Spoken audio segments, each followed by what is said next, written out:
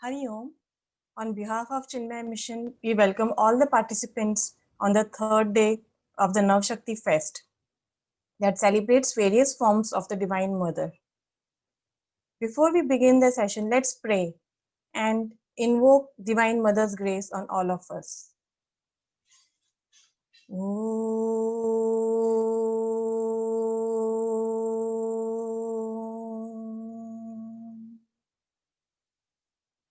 समस्त जन कल्याणे निरतं करुणामयं नमामि चिन्मयं देवं सद्गुरुं ब्रह्मविद्वरम्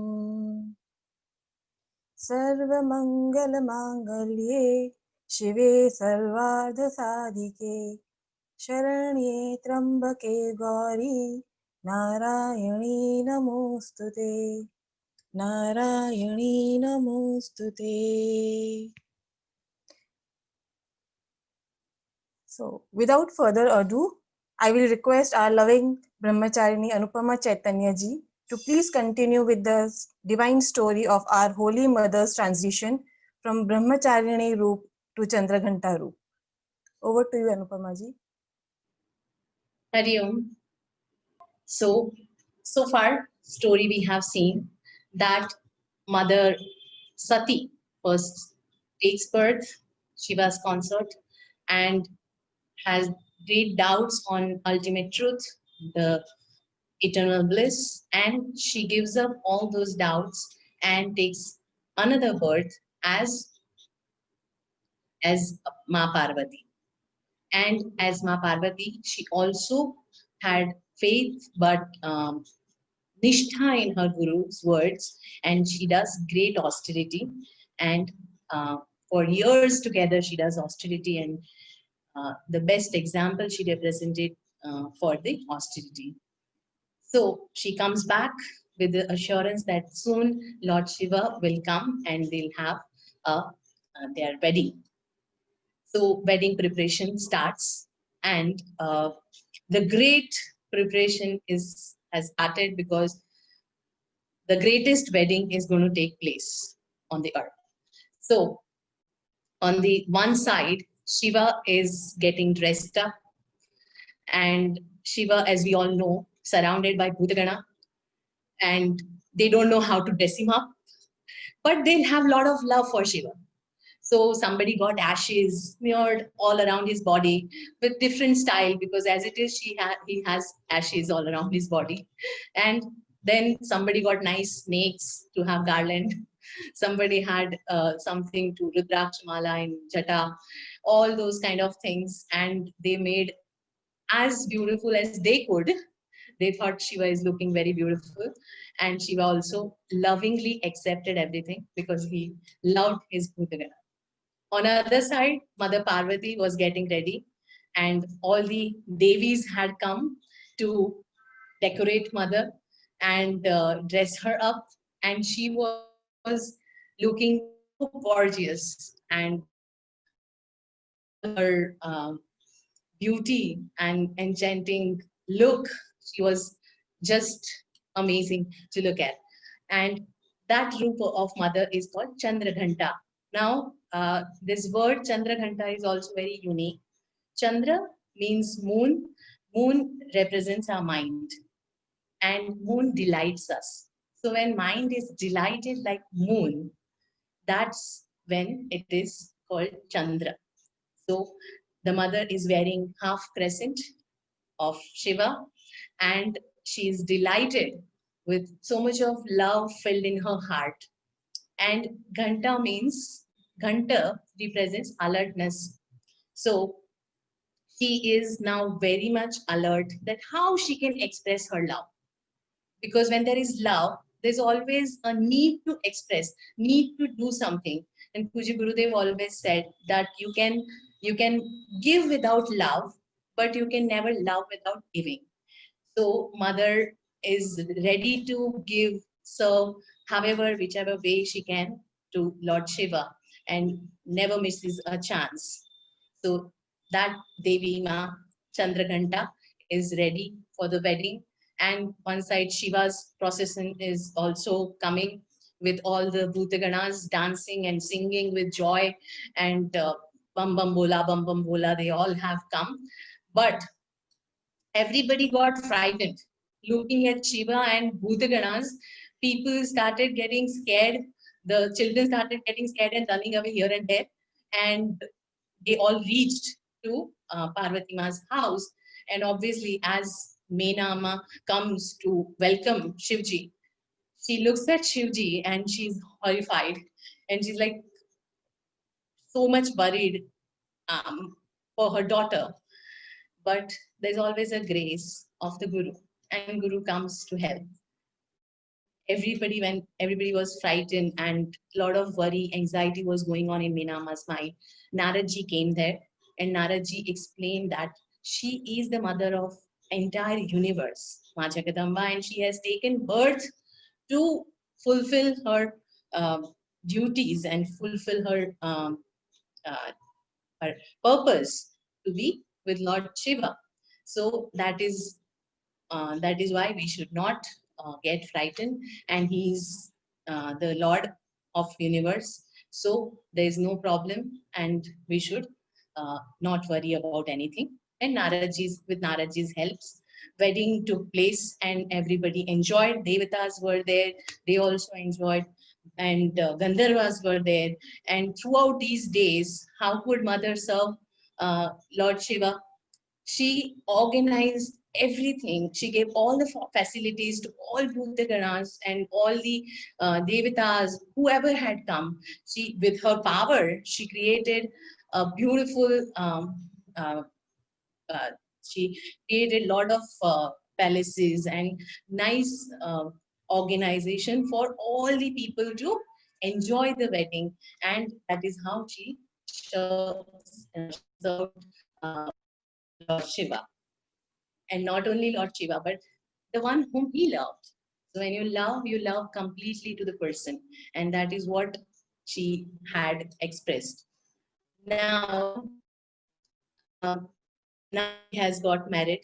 And now we see that before she was Sati, she had doubts, and that is what doubts on the ultimate truth, doubts on infinite happiness. And that is what Shiva did not like, although he didn't say anything, but he did not like about it. And then she is born with greater faith, great and lot of faith, and also not only faith, her faith was strengthened by the long austerity, and she was now ready with love-filled heart. And now Shivji does not just accept her as consort, but also gives half of his body. And that is why he's called Ardhanareshwar. So, mother, because now she's completely filled with love, this was possible. And now, as she's married, there's a different communication which happens between them. Like, if you imagine, like, what would be the communication they would be doing, and Ma Parvati, when so much of love is there, and what will be their time pass, because ultimately what we need to do time pass, but their time pass was also so nice. Generally we do time pass, we talk about somebody, we talk gossip, and we love to talk about things which are not relating to our life also. But here Mother Parvati now knew the importance of ultimate knowledge, and she started asking questions to Shiva which made lot of sense. And the questions which were like that: how a human being can attain maximum happiness, how can we reach that ultimate truth, what are the means, what can I do to gain this ultimate happiness, and how should I proceed. These were the kind of questions Mother Parvati started asking. That we can also relate that when we meet such great people, we also should not ask something which is of it doesn't make any sense. You and I talk about it and it's over, and nothing comes out of it. We may talk about politics, we may talk about 10 different things which are happening. We can just talk, we cannot do anything about it. But something like this, even the relation becomes strong. The bond between two people becomes strong when such kind of discussion takes place. So even their time pass, so to say, becomes inspirational, inspiring talk for others.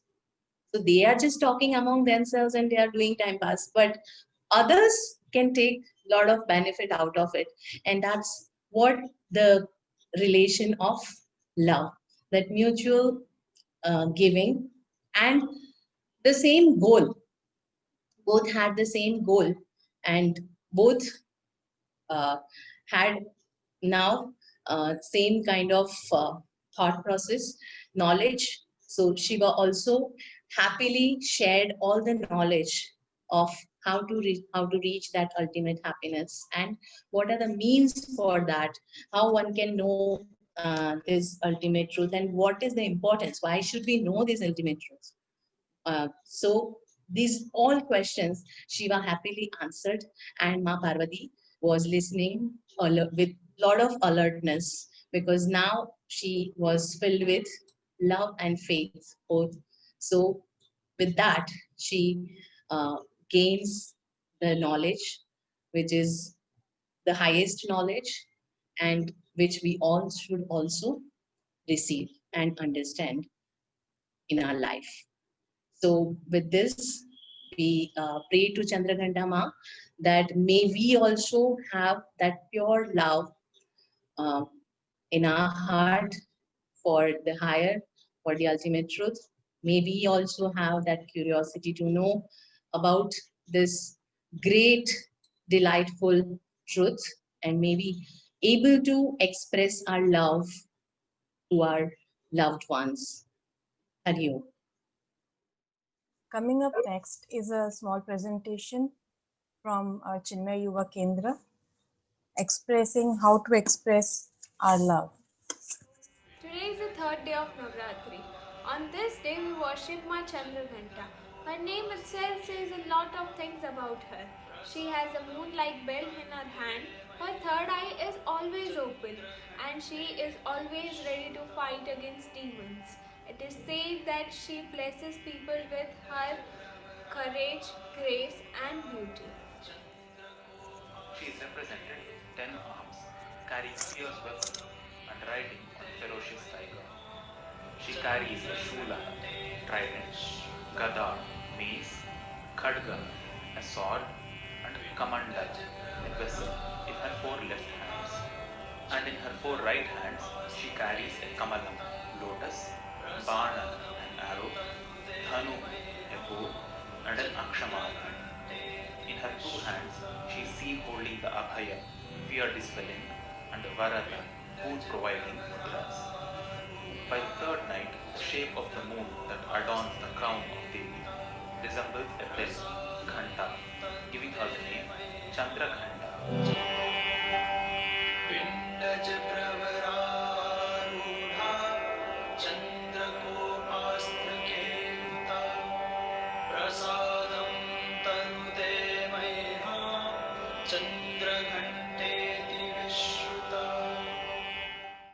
That was a lovely presentation from Chinmaya Yuva Kendra, whom we lovingly call chicks.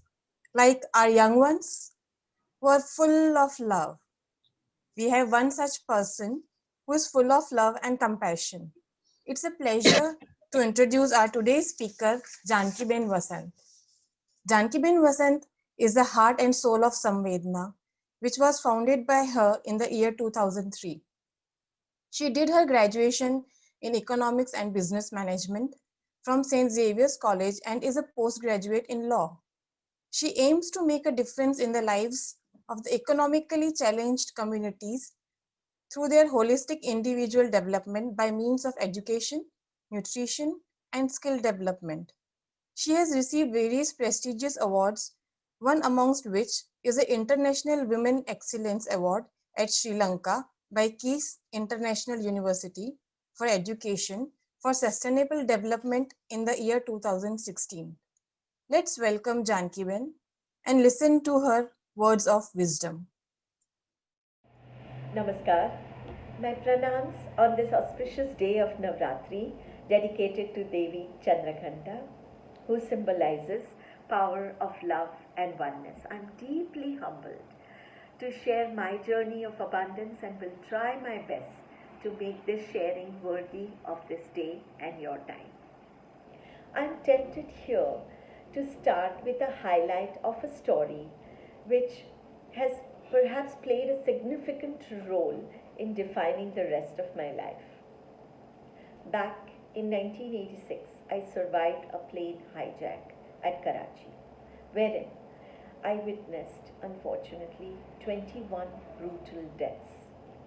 This close to death experience, my traumatic escape as an injured passenger, the very humanitarian service experienced at Karachi hospital, the overall warmth shared by Pakistani citizens taught me a lot, many profound lessons.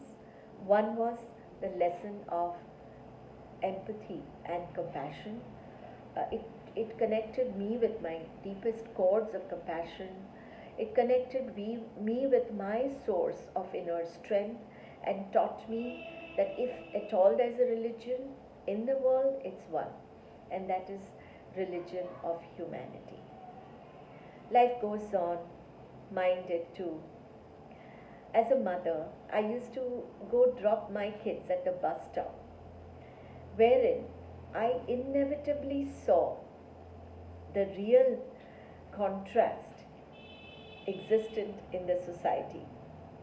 A bunch of kids waiting on our side, all clad in uniforms set to make a future, against a bunch of kids across the road, barely with any clothes, curling up from the footpath, trying to get attention of mother who was busy trying to put something called breakfast in the morning.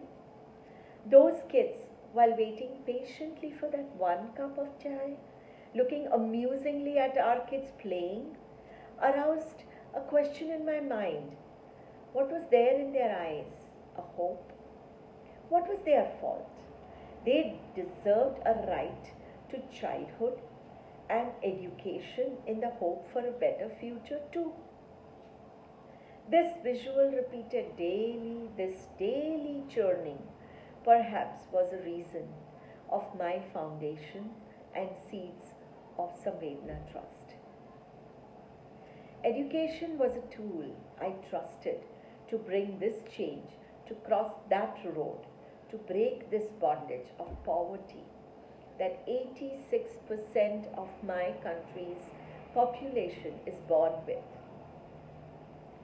My story is now, the story is woven with threads of compassion and love around my experiential, soulful journey at Samvedna. Whose stories do I share?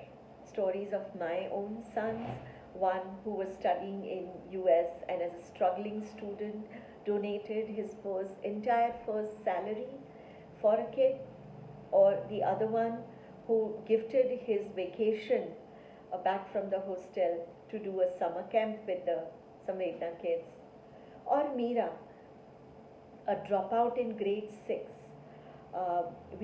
She, because she had to look after her younger brothers and run the house, who incidentally topped our slum school.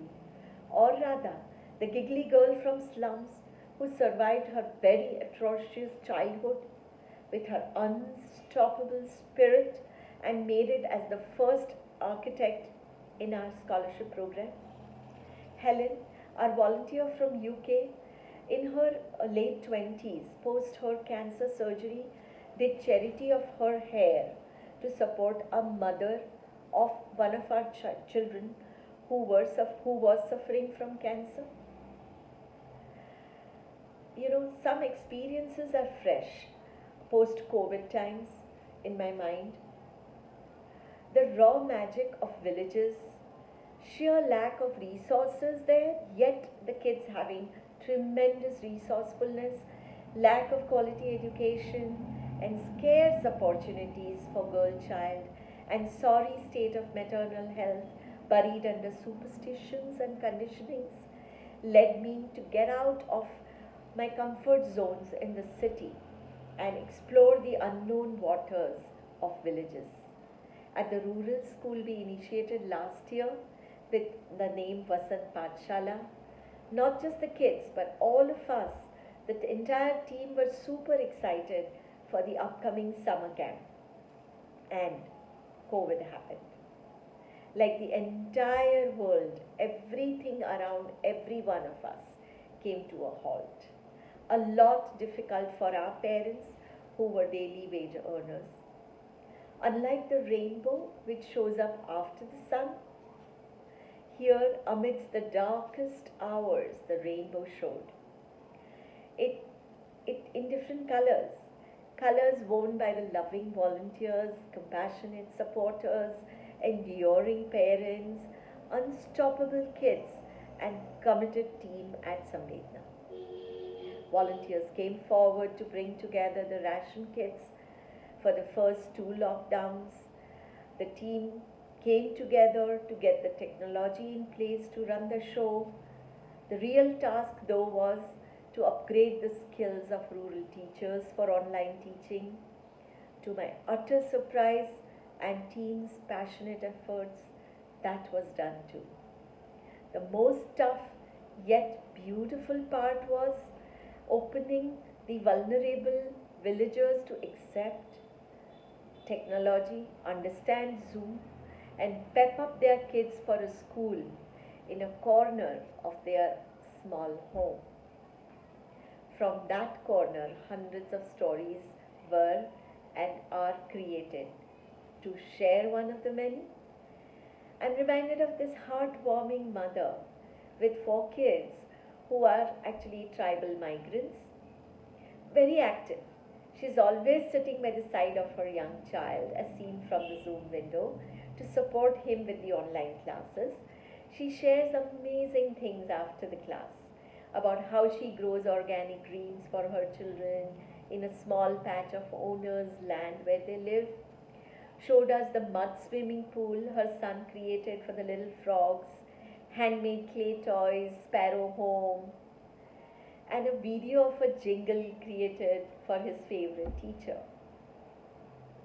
We started with virtual summer camps and school sessions in different projects, and like a magic Aladdin lamp, the COVID mantra opened for us the gates to the world.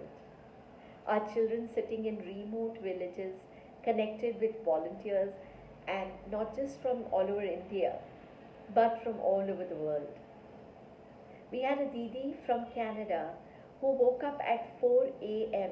her time to teach kids art, a social entrepreneur from Dubai who took gender sensitivity class, a friend who took dance and movement therapy with older kids, Alina Didi who played ukulele and taught about Mexican and Spanish culture, a Didi from Peru talked all about Machu Picchu and the heritage culture, someone talked about Alaska and took kids for a virtual tour inside of a luxury cruise line. Other professionals who were either sitting at home or working from home, they took fantastic classes around maths with logic, critical thinking, storytelling. A director from Mumbai took an in-depth workshop on creative writing. He opened the world of opened a world literature to our older kids. He talked about stories of Macbeth and scholarship to our scholarship students. While a sports professional, Gary Bhaiya from Mumbai, he took fitness sessions with young kids. A bunch of Micans very sensitively created a learning program as a part of our online school to sensitize them through visual learning, effective documentaries, and interactive virtual games. I could go on and on and on. But to sum this experience up in two lines, I would say joy of giving and joy of learning created emotional connectedness through these times of social distancing, through a space which was beyond give and take. It was woven with love, compassion, oneness, and creativity. As Runi has shared, Moonlight floods the whole sky from horizon to horizon. How much it can fill your room depends on its windows. Our windows of thoughts and heart, abundance. We can take more and more of love and overflow it and share it with the world. I end here with deep gratitude once again for giving me this opportunity. I feel we share this common belief. We cannot always build the future of our youth, but we can build our youth for the future. Jai Hind.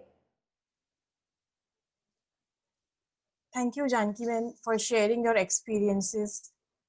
That has definitely inspired us to see oneness in all, be it rich or poor, young or old, or from any walk of the life. Let's do a small exercise to see how much can we identify this oneness around the world. It is the physical features that differentiates human from animals, animals from birds, birds from plants, and so on. However, there are many things which are common to all living beings. Let's think for a couple of minutes about those few traits which are common across all beings. As shown on the screen, you can choose from these options, any one or two, and introspect what is that something which connects them to each other and note them down. Let's take a couple of minutes to introspect. We can select any one of the pair, find some common traits among them. During these 2 minutes on reflecting, we could observe in a broad category, there are few things which are common in all beings, like sleep, breathe, hunger, procreation, and survival instincts. As we can infer that the basic life principle in all the living things is the same. It's just how the manifestation happens. In each varies, like the manifestation in each varies differently. Like electricity is common in all the gadgets. It gives light through the lamp, coolness through fridge or AC. Similarly, we all have same life principle. When this oneness is identified, it brings joy. It brings harmony. Like when we see an Indian person on a foreign soil, we are so happy to see someone from our nation. That common nationality brings happiness. Hence, identifying with commonness, we can love and enjoy the life as it is. As in the story, Mata Parvati expressed her love for Bhagwan by doing things for him. We do love, but are reluctant or unable sometimes to express it.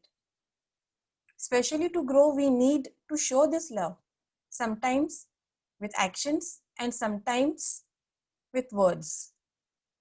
Let's express this love we all feel towards our family, our country, and Mother Nature. For example, keeping our surrounding clean is an expression of love for our country.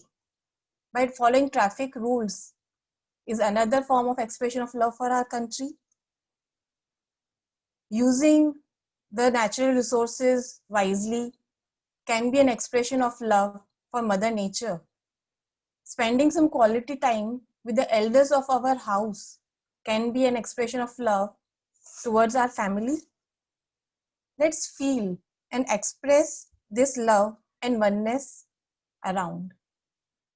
With these concluding words, I would take the opportunity to thank all the participants for joining us and express the gratitude to this form of the Divine Mother, Devi Chandraghanta, by chanting the shloka.